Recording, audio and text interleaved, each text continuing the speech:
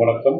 பீமா வாஸ்து தமிழ் சார்பாக அனைவரும் bachelor of engineering, bachelor of technology, bachelor of architecture இது எல்லாமே படிச்சுட்டு கன்ஸ்ட்ரக்ஷன் இண்டஸ்ட்ரியில் பல வருஷங்களா பலவிதமான ப்ராஜெக்டை திறம்பட செஞ்சு ஒரு நல்ல எக்ஸ்பீரியன்ஸை கெயின் பண்ணி வச்சிருக்கவங்களும் இன்னைக்கு தடுமாறுற மாதிரி ஆயிடுறாங்க. காரணம் என்னன்னு கேட்டிங்கன்னா, சாதாரண மக்களும் சோசியல் மீடியா யூஸ் பண்ணுற போது அதில் உள்ள விஷயங்கள், அதில் ஷேர் பண்ணுற விஷயங்கள் எல்லாம் பார்த்து அதுதான் உண்மை அப்படின்னு சொல்லி நம்புகிறாங்க.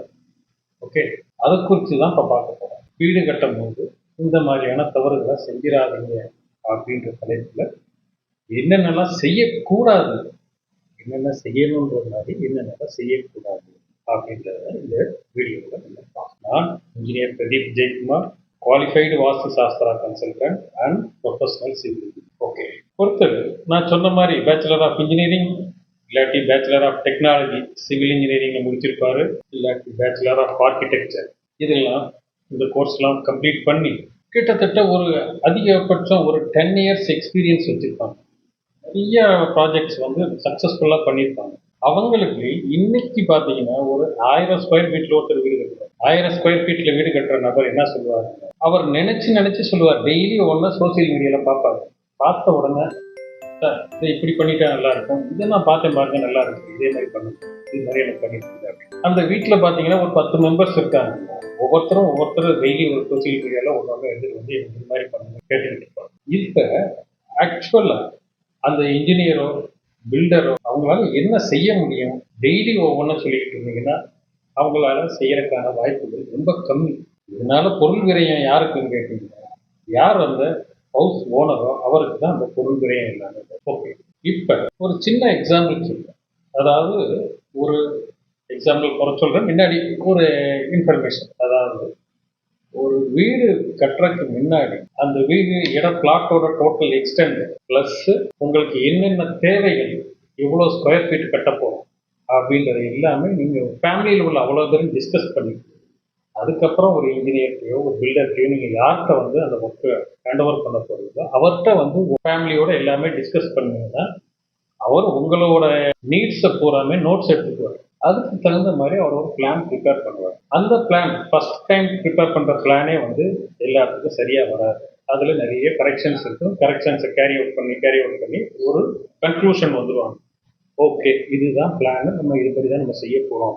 அப்படி வந்ததுக்கு அப்புறமா அந்த பிளான்ல எந்த விதமான ஆல்ட்ரேஷனும் பண்ணாமல் இருக்கிறது ரொம்ப ரொம்ப நல்லது. அதை விட்டுட்டு டெய்லி நினைச்ச மாதிரி ஆல்ட்ரு பண்ணுறது, வைக்கிறது, இந்த மாதிரிலாம் செய்யக்கூடாது. அப்படி செய்யறதுனால பில்டிங்கோட ஸ்டெபிலிட்டிக்கும் ப்ராப்ளம், காஸ்ட் வைஸும் ப்ராப்ளம், வேற நிறைய விஷயங்கள்ல அது ப்ராப்ளமாக ஆகும். மிஸ் அண்டர்ஸ்டாண்டிங் கான்ட்ராக்டருக்கும் கிளைண்ட்டுக்கோ இல்லை இன்ஜினியருக்கும் கிளைண்ட்டுக்கோ மிஸ் அண்டர்ஸ்டாண்டிங் ரைஸ் ஆகிறதுக்கு நிறைய வாய்ப்பு இருக்குது. ஓகே, இன்னைக்கு பரவலாக பார்க்கக்கூடிய விஷயங்கள் என்னன்னு கேட்டீங்கன்னா, இந்த சோசியல் மீடியாவில் வர்ற விஷயங்களை எடுத்துட்டு இது மாதிரி எங்களுக்கு பண்ணுங்க அப்படின்னு, அது மாதிரி பண்ண முடியாது அப்படின்னு சொல்லி அந்த இன்ஜினியரோ ஆர்கிடெக்டோ யாராவது சொன்னாங்கன்னா இது உங்களுக்கு சூட் ஆகாது அப்படின்னு சொல்லும் போது அவங்க அதை அக்செப்ட் பண்ணிக்கணும். அவருக்கு ஒன்றும் தெரியல, அவர் சரியில்லை, இதை நமக்கு செஞ்சு கொடுக்க மாட்டேங்கிறாரு.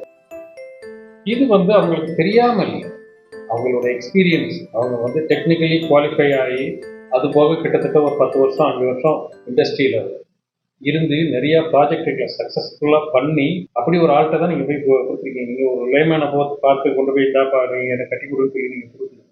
அந்த மாதிரி ஒரு குவாலிஃபைடு பர்சன்ட்டை நீங்கள் கொடுத்துருக்கும் போது அவரை நீங்கள் முதல்ல பர்சன்ட் நம்பணும். அதுக்கு அடுத்து அவருக்கு ஃபுல் லிபர்ட்டி கொடுக்கணும். அவரை இந்த ப்ராஜெக்டை எக்ஸிக்யூட் பண்ணுறதுல அவரோட டிசைனிங், அவரோட க்ரியேட்டிவிட்டிக்கு நீங்கள் ஃபுல்லாக லிபர்ட்டி கொடுத்தீங்கன்னா தான் அவரால் அந்த ப்ராஜெக்டை ஒரு சிறப்பான ரிசல்ட் கொடுக்க முடியும். இதுக்கு தான் நான் இப்போ ஒரு எக்ஸாம்பிள் சொல்கிறேன். ஒரு எக்ஸாம்பிள், ஆக்சுவலாக ஒரு கப்புள்ஸ் 2 பேர் போகிறாங்க. ஒரு செருப்பு வாங்க, ஸ்லிப்பர்ஸ், செப்பல் எப்படின்னாலும் நம்ம பேச்சு வாக்கில், ஏன்னா நம்ம தமிழை மறந்துக்கிட்டே போகிறோம். ரொம்ப நாள் தமிழை பாதி வார்த்தைகள் நமக்கு தெரிய மாட்டேங்குது. ஒரு செருப்பு வாங்குறதுக்கு ஒரு செருப்பு கடைக்கு போகிறாங்க. நம்ம ஊரில் எப்பயுமே செருப்பு இல்லாமல் ஏர் கண்டிஷன் ஷோரூமில் விற்பாங்க. அதே நேரத்தில் உணவு பதார்த்தம், காய்கறி, கீரை, இது பூராமே பார்த்தீங்கன்னா திருவோரத்தில் போட்டு விற்பாங்க. அப்படி இருக்கும்போது ஒரு நல்ல ஒரு பாஷாக இருக்க ஒரு செப்பல் ஷாப் ஒரு பிராண்டட் கடைக்கு போகிறோம்னு வைங்களேன். பிராண்டட் கடைக்கு போயிருக்காங்க. போனதுதான் அங்கே உள்ள ஒரு சேல்ஸ் கேர்ள் அவங்க வந்து என்ன வேணும்னு கேட்கும்போது 2 பேருக்குமே வந்து செப்பல்ஸ் வேணும் அப்படின்னு அப்படின்னா அந்த சேல்ஸ் கேர்ள் ஃபர்ஸ்ட் வந்து ஒரு செப்பல் எடுத்து கொடுக்குறாங்க அந்த லேடிக்கு கொடுத்த செப்பல் பார்க்கும்போது ரொம்ப அட்ராக்டிவா அந்த செப்பல் கடையில் உள்ள சேல்ஸ் கேர்ள் ஒரு பேர் ஆஃப் செப்பல் அந்த லேடி கிட்ட கொடுக்குறாங்க. அந்த செப்பல் பார்த்தீங்கன்னா ரொம்ப அட்ராக்டிவா இருக்கு.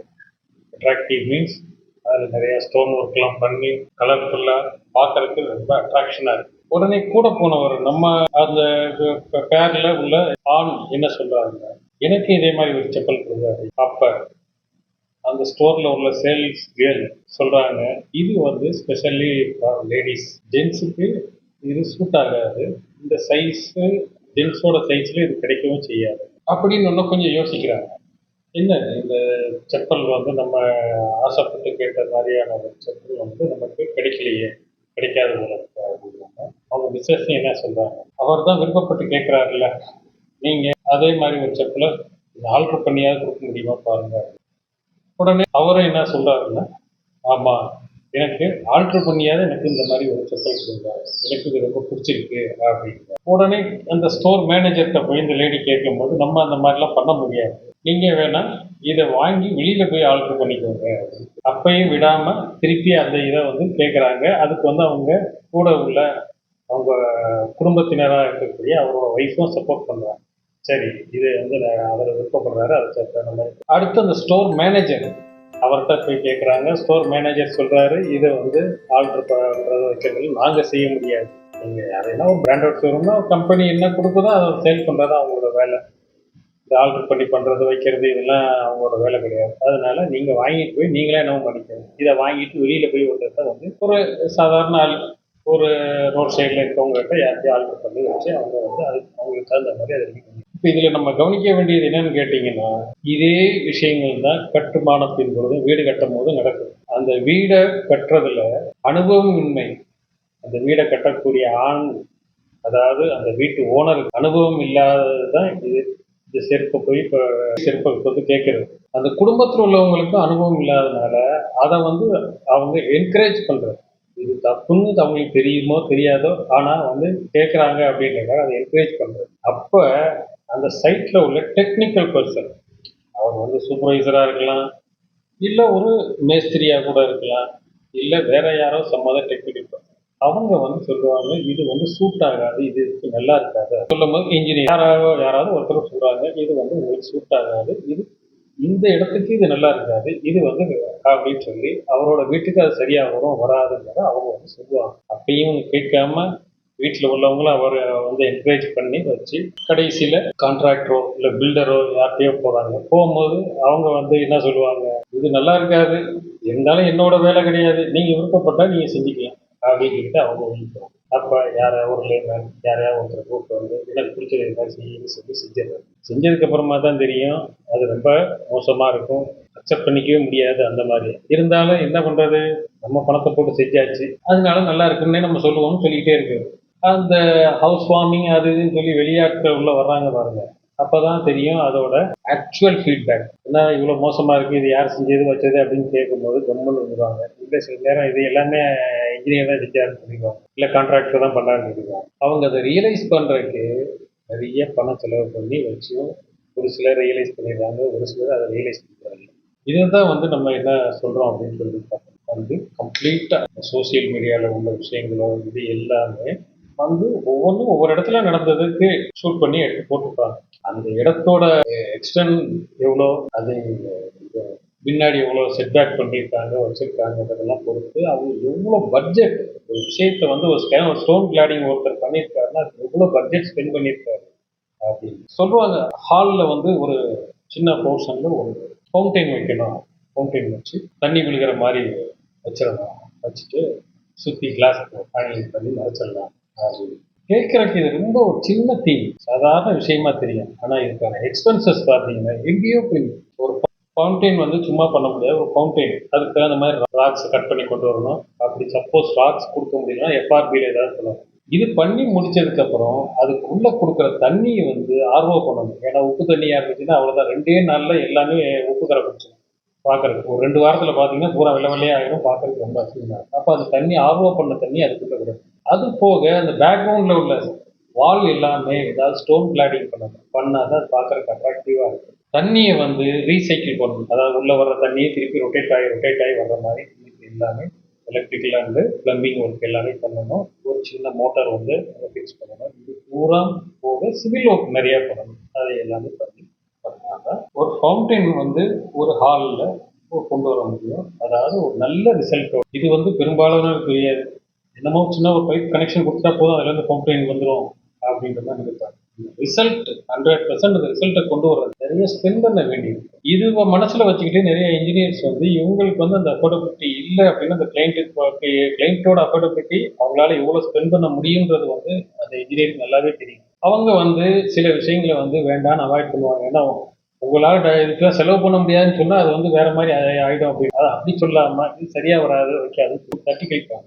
நம்மளுக்கு அதெல்லாம் புரிஞ்சிக்காமல் அதை செய்வோம் வைக்கணும்னு சொல்லி எதையாவது செஞ்சு தப்பாக ஏதாவது ஒன்று செய்யலாம். இந்த வீடியோவோட சாராம்சம் என்னன்னு கேட்டிங்கன்னா, இன்ஜினியர்ஸோ பில்டர்ஸோ இல்லை கான்ட்ராக்டர்ஸோ அவங்களோட எக்ஸ்பீரியன்ஸுக்கு ஒரு மதிப்பு கொடுக்கும். அவங்க ஒரு விஷயத்தை வேண்டான்னு சொன்னாங்கன்னா ஏன் சொல்கிறாங்க எதுக்கு சொல்கிறாங்கன்னு அனலைஸ் பண்ணணும். அதை விட்டுட்டு உங்களுக்கு பிடிச்சிருக்குன்றதுக்காக ஒரு விஷயத்தை செய்யறேன்னு சொல்லி செஞ்சு தேவையில்லாமல் உங்கள் பணத்தையும் உங்கள் மதிப்பையும் இழந்துடாது அப்படின்னு சொல்லப்பட்ட கருத்துக்கள் உங்களுக்கு பிடிச்சிருந்துச்சுன்னா ஒரு லைக் கொடுங்க.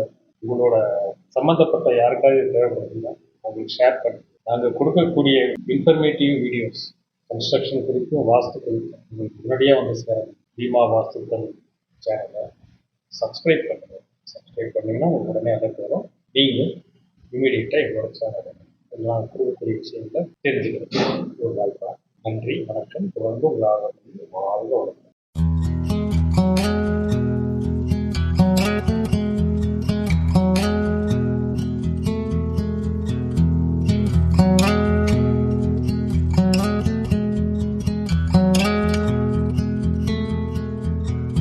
If we tried it, we can make it. But don't we ever just take some chances and stop your thinking and start your living. Get your shoes on, we're going dancing.